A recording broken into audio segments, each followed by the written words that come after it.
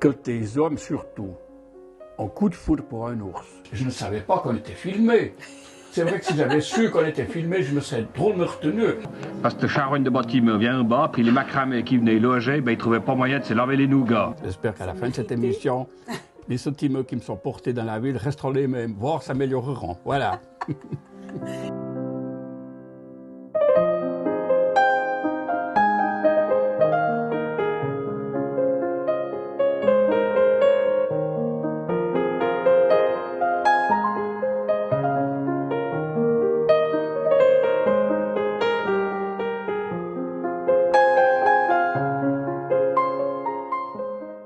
Bonjour Willy. Bonjour belle madame. Un grand merci de nous recevoir dans cet environnement un petit peu hors du temps. Aujourd'hui, on va parler d'une personnalité que tu es dans la région. Merci pour le très compliment. Connue, ouais. Et de toutes les casquettes que tu as portées. Je suis né à Orbe. À l'hôpital d'Orbe, je suis originaire, comme tous les derrière d'ailleurs, de Beaume. Béziers-Bourgade, pas très loin d'ici. Juste en passant, le train Orbe-Chavornay devait rejoindre Beaume. Dans les premiers projets, il devait même monter jusqu'à Butte. Donc à l'époque, il y avait quand même des gens qui avaient l'imagination au pouvoir déjà à la fin du 19e siècle. Petit détail en passant, voilà. Mais né à Orbe, et puis fait mes écoles à Orbe. Tu as quelque chose à nous raconter, une anecdote avec ton papa? C'est un type formidable, mon père. C'est un homme qui a un petit peu tiré dur par la queue parce qu'il avait fait l'apprentissage de boucher chez Viguer à la rue Sainte-Claire, où il y a maintenant un kebab. Et puis après, il est parti sur les frontières pour défendre la veuve et l'orphelin contre l'envahisseur nazi. Merci à lui et merci à tous ceux qui ont fait ce métier-là pendant cette époque. Mais par contre, alors après la guerre, il n'a jamais pu retrouver son métier. Donc il est parti travailler chez Pignon à Balègue. Il faisait des appareils de photos, et puis des pièces pour les montres, etc. Mais comme il était resté amoureux de son métier de boucher, il travaillait le samedi chez Meganel, une boucherie qui se trouve à la rue Centrale, d'ailleurs juste en face d'où j'ai fait mon enfance, à la rue Centrale. Et puis il travaillait le samedi, il allait livrer la viande, c'était du Zalando avant l'époque. Et j'adorais aller avec lui le samedi.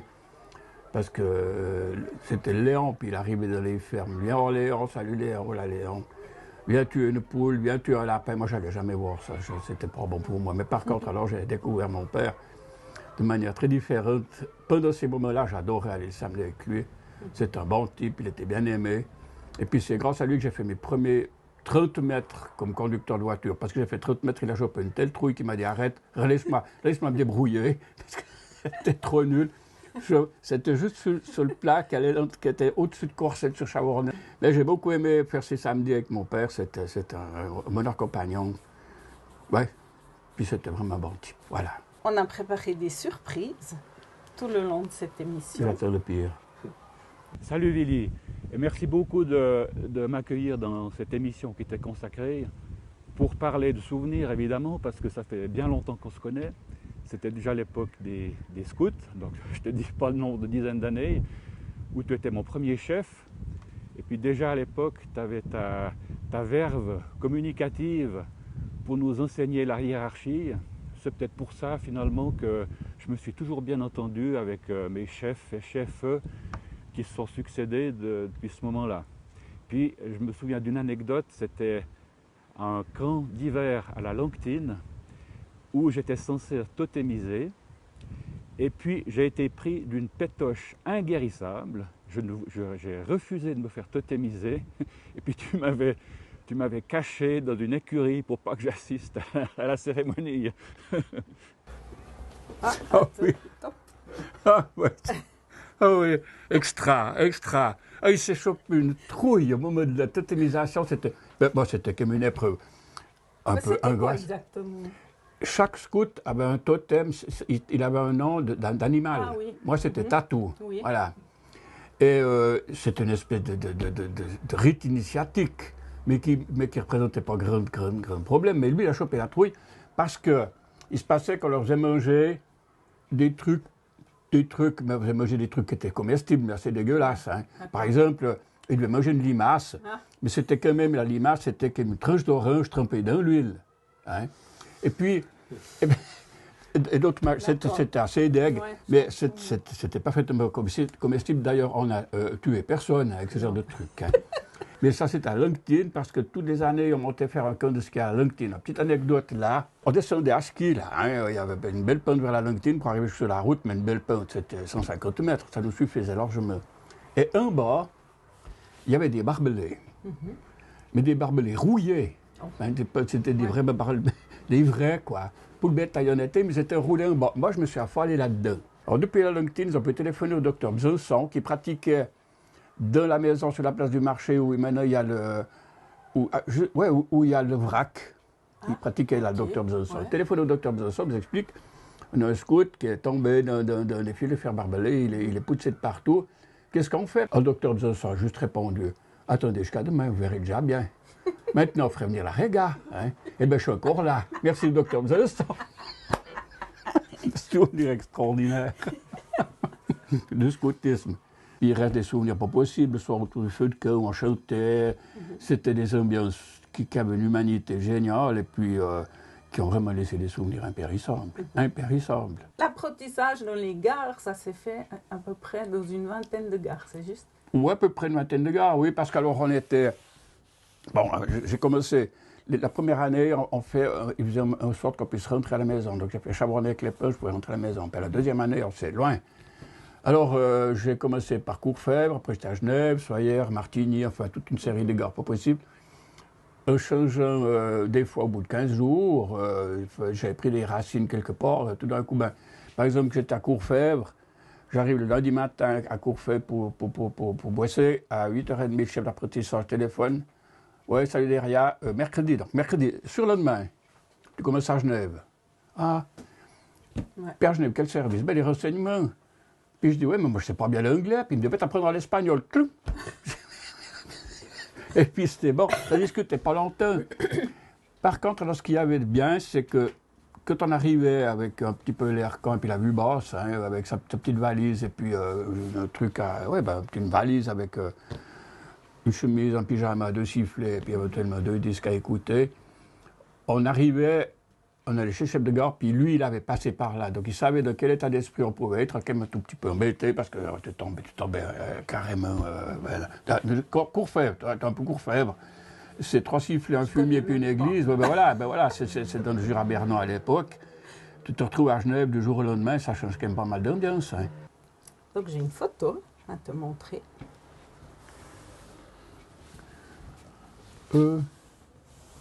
Ah oui, c'est avec mon beau-frère, c'est le Jean-Louis. C'est assez beau. Ça, c'est un peu chèvre. Eux, les pattes des lèvres. Eux, l'allure. Oui, puis ça, c'est vrai, c'est le Jean-Louis. Donc, il avait encore quelques cheveux. Ensuite, rencontre avec Mireille. Bon, elle était chef d'une scout. Elle était chef d'une louveteau. Donc, il y a eu quelques affinités là. Puis ouais, je crois que c'est là qu'on s'est rencontrés avec la grande. On s'est rencontrés. Et puis, c'est une fois qu'elle était montée à Valorbe quand j'y étais. Et puis on était redescendu en train, sauf erreur. Puis on était venu jusqu'à Arnay en train, puis descendu puis Arnay sur Orbe en train. Il faisait une flotte épouvantable. Puis elle me dit, si on était mariés, on serait à la maison, puis on serait à l'abri. C'était le dimanche, le lundi matin, j'ai téléphoné, on peut se marier le 22 septembre. J'ai trouvé un appartement. C'est bon. On n'a pas discuté trop longtemps. Ouais. Aïe oh. Alors ça, c'est le tonton Robert, c'était le frère à ma belle-mère qui habitait Paris. Parce que eux, ils avaient des affinités en France, ma belle-mère avait des affinités en France. Sauf erreur, ses parents habitaient Paris, puis lui reste à Paris, puis ma belle-mère, elle est rentrée en Suisse juste avant la guerre. Et puis voilà, alors bien sûr, nom de sort, ça c'est lui, sacré bon type. Et il avait un fils, Philippe, qui est d'ailleurs décédé. Lui, c'était un parigot, mais le vrai Parisien. Hein. Puis il aimait cette ville, puis il connaissait chaque caillou, ce gars. Et je me rappellerai quand même toute ma vie, la dernière fois qu'on est monté à Paris, le Philippe nous a conduits à Montmartre. Et on a découvert Montmartre comme probablement aucun touriste n'a jamais découvert Montmartre. On est arrivé juste devant un bistrot, ils nous disent ça, c'est là qu'ils ont tourné Amélie Poulain. Ouais. Et Amélie Poulain, c'est un truc génial. Moi, quand je prends un dessert, c'est toujours la crème brûlée que je casse comme elle faisait. Et puis on était évidemment boire un café là où ils ont tourné Amélie Poulain. Une vidéo. Et puis cette magnifique esplanade, évidemment, nous fait effectivement penser aux quinzaines artistiques, au théâtre des jeunes, au spectacle en plein air, où tu jouais pas, tu n'étais pas sur scène, mais par contre tu jouais au bar, c'est toi qui tenais le bar. Et il y avait des moments mémorables, notamment quand tu allais servir des raclettes aux comédiennes qui attendaient de rentrer sur scène. Alors là, c'était magnifique, super souvenir, Willy. C'était Till Eulenspiegel, sauf erreur, puis c'était la femme à Jean Dubuis qui jouait, et puis qui attendait Till. Et puis elle avait ce léger accent suisse allemand qui était absolument charmant. Et puis à un moment donné, pendant une réplique, elle arrivait juste à l'angle des décors, puis elle dit « Est-il qui n'arrive pas ?» C'est là que j'ai mis une raclette sous le nez. C'était la dernière, puis la dernière, on faisait un gag. Elle était morte de rire, hein, mais il y a des bons souvenirs à ce bord. On a bossé beaucoup avec Jean Lerèche, le père de Jean-Sam Lerèche, qui avait été roi de la fête des vignerons, qui était une des grandes vedettes aussi du théâtre des jeunes. Puis là, il y avait des grosses têtes, puis il y avait des sacrés bons types. Il y avait Verlaine, il y avait Regamer, c'était quand même les chevilles ouvrières du truc qui ont lancé cette cantine artistique alors avec brio. Et puis beaucoup de fois, il fallait y croire à cette histoire pour y aller. Et puis se lancer dans un truc totalement inconnu. Comme toutes ces associations-là, c'est quelque chose de très fragile. Et puis on ne trouve pas facilement des successeurs. Parce que finalement, c'est un train lourd à tirer. Donc ça, mine de rien, il y avait quand même un boulot pratiquement à l'année à bosser pour que ça tourne. Hein. Ouais.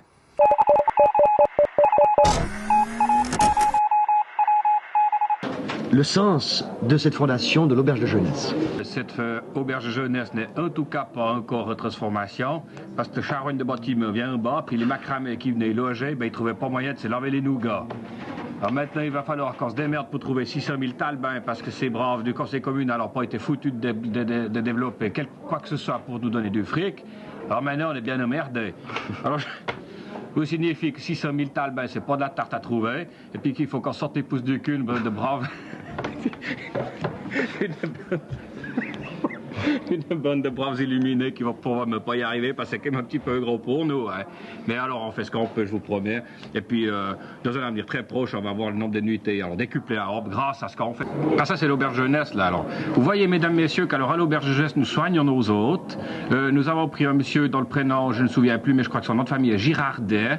On arrive avec ce qu'il fait à faire des menus à 5, 6 et même 10 francs. En l'occurrence, il nous prépare quelque chose de complètement cru. Parce que vous savez que les macramés bouffent cru. Parce que c'est le seul moyen pour lutter contre le cancer, la chaude pisse et le sida. Il se donne vraiment de la peine. Vous voyez, là, il ne va pas se couper les doigts parce qu'il a trop peur que le sang soit chaud quand ces messieurs mangeront. Voilà. Et vous voyez, c'est un brillet qu'il fait avec du verre. Là, il taille du verre. Il taille du verre. Alors là, pour les élections, je vais autant vous dire que ça, c'est la meilleure des publicités. Bon, ben ça, c'est une émission à blanc. C'est-à-dire qu'il faut... Alors, je dois quand même dire, je ne savais pas qu'on était filmé. C'est vrai que si j'avais su qu'on était filmé, je me serais drôlement retenu. Oui. Ça, c'est du pur, cru, en toute innocence. Hein.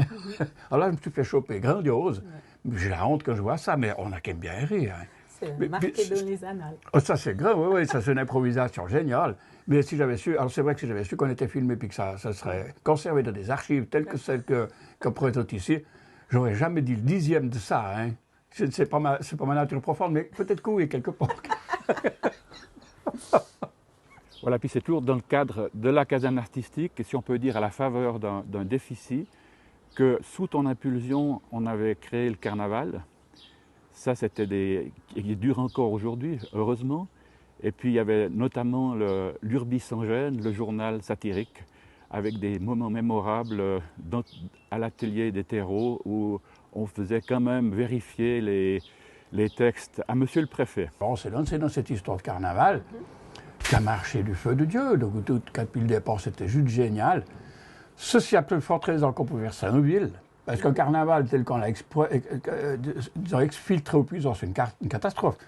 Un carnaval, ça se fait dans une ville, c'est la langue de la ville qui doit s'exprimer. Et ça a tout de suite bien marché, puis on a pu trouver un petit peu des thunes. Mais c'est vrai qu'il y avait une ambiance du tonnerre dans ce casino, là, c'était juste incroyable, incroyable. Évidemment, je tenais le bar, hein. On était un collègue de boulot. On ne pouvait même pas passer par le corridor pour réapprovisionner le bar, il fallait faire par la fenêtre. On ne pouvait plus passer par... C'était incroyable, c'était incroyable. Ton parcours politique, donc tu as fait 4 ans au conseil communal. Ouais. Et suite à TV Suchet qui a quand même donné une impulsion, tu as fait 3 législatures à la municipale. ouais. J'étais, comme avait dit André Buchy, peut-être peu grand monde le connaît, il m'avait vu, puis c'est vrai que j'avais fait un beau résultat. Il m'a dit, t'es sorti loin de votre peloton. Les moments qui marquent, ils sont sympas, oui, sympas. Ouais. Moi, j'ai bien aimé ce métier, puis alors j'ai beaucoup apprécié, comme j'ai dit avant, parce que après coup, quand je suis arrivé municipal, c'est toujours Mme Stockman qui était syndic. J'ai beaucoup aimé travailler avec cette femme. C'était une belle personne, qui a eu un destin tragique, épouvantable, qu'elle méritait en tout cas pas, mais beaucoup apprécié travailler avec elle. Voilà. Mais c'est bien. Le petit hommage que je peux lui rendre, ça fait plaisir de pouvoir le faire, parce que c'est vrai, voilà, beaucoup aimé cette dame, belle personne. Oui, ça c'était Bonheur Doménil-Forêt, j'adorais Doménil-Forêt parce que c'était vraiment, c'était le poumon du métier, quoi. On allait une fois par année, on allait marteler, faire le martelage, c'est-à-dire qu'on déterminait les arbres à abattre. Ils n'abattaient pas un arbre gratis. Hein. Ils regardaient l'environnement, celui-là on peut l'enlever, celui-là on peut l'enlever, celui-là on va les laisser pour qu'ils puissent prendre la place, etc. C'était juste génial. Très bien. Bon, on va un petit peu changer d'endroit, changer de décor. Merci. Oui. Et c'est comme la maison d'à côté. Hein. C'est la maison d'à côté. Mais alors, on va aller voir là où les ours ont été exposés pendant beaucoup d'années.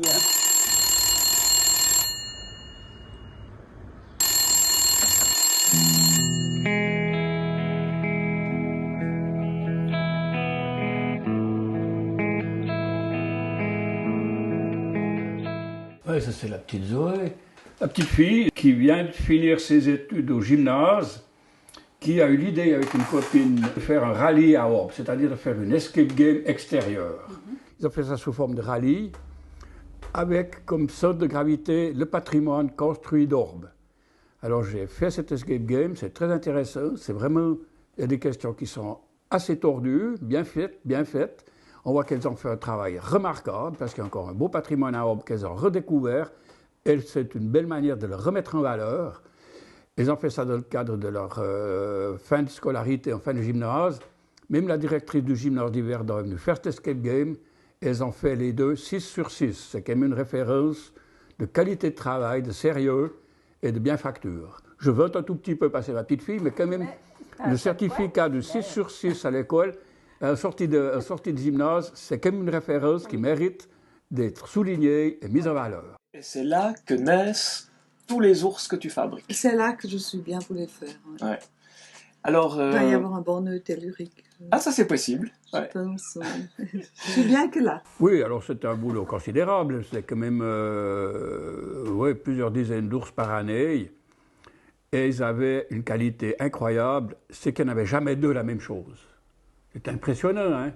Et puis, donc une imagination au pouvoir pour faire des têtes fantastiques assez bêtes, qui sont fort sympathiques au demeurant, hein.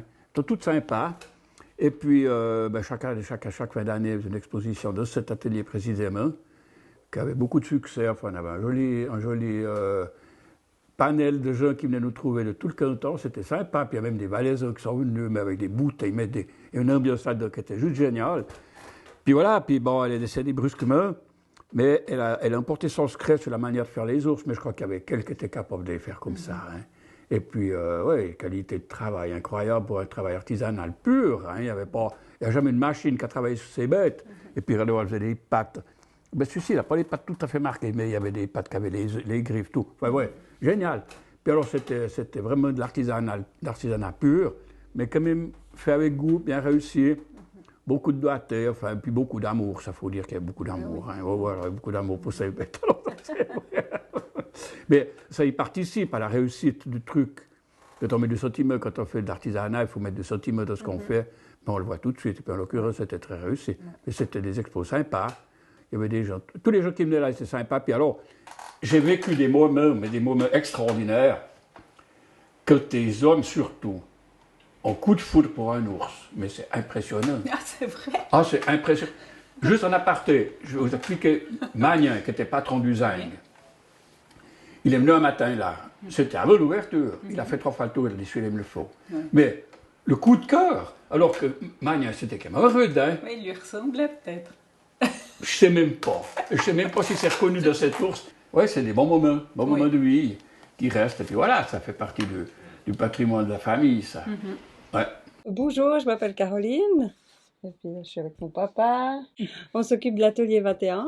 Et puis, c'est un petit local très, très intime. Et puis, d'habitude, on faisait des expositions. Et puis, il y a une amie qui est venue vers moi. Moi, j'aimerais bien faire un concert dans l'atelier. Mais c'est un local sympa. C'est mon beau-frère qui l'a utilisé en dernier. C'est une menuiserie. Puis pour qu'il perdure qu'il perdure de son génie, d'être un petit lieu de convivialité, sympathie, de rencontre, et bien que la Caroline en a lancé cette idée de faire un local de concert, de petites expositions, et puis ça reste vivant. Oui. On rencontre tant de gens sympas, tous ceux qui franchissent le pas de porte sont sympas. Il y a une sélection naturelle qui se fait. C'est bien. Mais agréable d'avoir ce petit coin, et puis de savoir que de temps en temps on voit du monde, et puis qu'il y a encore une attractivité, puis qui sert à quelque chose, et puis voilà. Alors c'est vraiment du fait maison, tout le sol, on a tout fait en famille. Les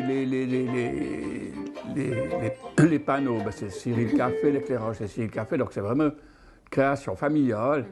Alors ça c'est vraiment un vieux piano, et puis on était avec un copain là qui habitait Prié, qui en buvant un verre ici évidemment. Et puis il me dit, moi je vais déménager, puis j'ai un piano, si tu trouves quelqu'un qui le veut, je le donne contre bon soin, à prendre franc au départ, tu vois. Je dis, moi je le prends. Puis je ne sais pas par quel hasard, parce qu'il n'y avait pas 10 minutes que j'avais dit ça, je sors de l'atelier, il y avait une bonne prise de Sainte-Croix, qui était une bagnole de Sainte-Croix, petite camionnette, transport piano. J'avais un panneau, on va passer voir la télé. Le lendemain, ce panneau était là, et ça a été toujours mon désir d'apprendre à jouer du piano. Alors je me suis mis à ce piano, j'ai ouvert une partition, je ne vais jamais arriver à ouvrir une partition, j'ai refermé, je n'ai jamais joué une note de ce piano. C'est un beau souvenir, j'imagine. Ah ouais. Ben ça c'est la Caroline qui nous a lancé dans l'histoire avec le beau-fils Cyril, qui nous a inscrits pour l'émission, là, c'est ma question. Et puis on a été faire les éliminatoires à Fribourg. Et puis on a réussi ces éliminatoires. Et puis bon, alors on a passé à l'émission. Donc toi, puis même la Caroline a trouvé l'idée de nous faire des pulls marqués « Je peux passer ma question ». Alors que tu as vu ça, la mère, elle voulait tout de suite, on est venu faire une émission pour faire du striptease. Et puis, mais c'est sympa. Vraiment, on est accueillis là-bas à cette RTS sympa. Je vais te poser 3 petites questions pour le final. Que dirait Willy d'aujourd'hui au petit Willy sur son parcours pour le rassurer? Ouais, pour le rassurer, je dirais que la vie est belle, que tu dois sélectionner un peu tes amis, mais tu en trouves beaucoup, mais tu dois quand même un petit peu les sélectionner, mais quand tu as trouvé un bon ami ou une bonne amie, il faut l'entretenir. Ouais. C'est très précieux. Et on en a beaucoup besoin. Ouais. Puis moi, mon parcours de vie m'a fait redécouvrir des amis, et je leur garde une gratitude éternelle, et puis voilà. Je crois que ça suffit, parce que qu'est-ce qu'un vieux rossignol veut donner comme conseil à un gamin? Vis ta vie, et puis, mais apprécie-la, et puis trouve des contacts humains. Ouais. C'est tellement précieux. Et si un retour en arrière était possible, un retour sur ta vie, est-ce que tu changerais quelque chose? Non, je trouve le bilan très positif. Peut-être que j'ai le caractère à oublier les moments graves, durs et difficiles. Donc, non, je ne changerai rien. J'ai eu des crève-cœurs, mais j'ai eu beaucoup de choses dans ma vie. J'ai eu beaucoup d'amis, j'en ai encore beaucoup, ce qui me convient parfaitement. Et puis, les mauvais moments, il faut les oublier. Et ça s'oublie assez facilement. Un petit peu de maîtrise de soi, mais ça s'oublie facilement. On ne vit pas de ça, donc. Non, on évacue. C'est mieux pour aller de l'avant. Et j'ai appris que dernièrement, tu es allé à une Landsgemeinde. Oui. Donc, tu as des désirs encore à réaliser avant le grand voyage.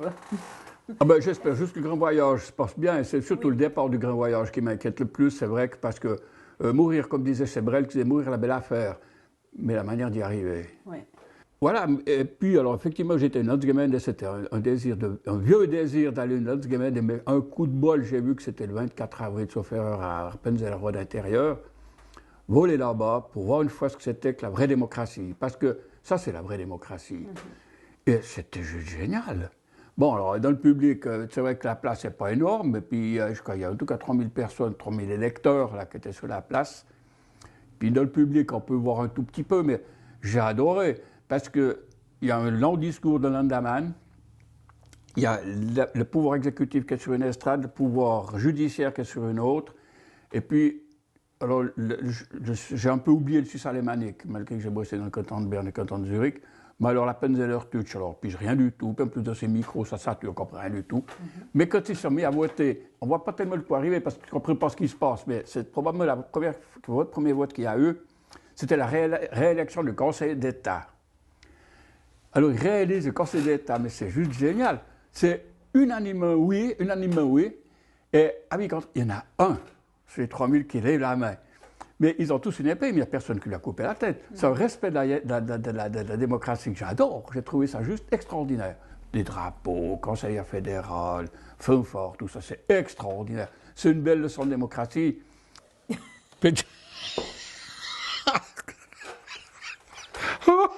Alors, on est là avec toi. On a passé un super moment. Je te remercie infiniment. Et on espère vraiment que tu n'auras jamais besoin de cet engin-là. Ah ben c'est l'inquiétude chez moi, toi la montée que j'ai pris, la chambre à coucher, la salle de bain, et puis c'est vrai, mais merci c'est gentil. Je vous ai chopé ça où, c'est pas possible. Allez, équipe de braves. Non mais génial. Mais ça j'ai fait une fois de ma vie, puis la photo qui sort là, non mais la honte. Beaucoup de plaisir on a eu à venir tourner avec toi. Merci beaucoup, c'est sympa. On te souhaite encore le meilleur pour la suite. Ben, merci bien. Pareillement à vous deux, c'était très gentil d'avoir pensé à moi pour faire cette émission. C'était un bon moment. Super, Ouais. merci beaucoup. Merci.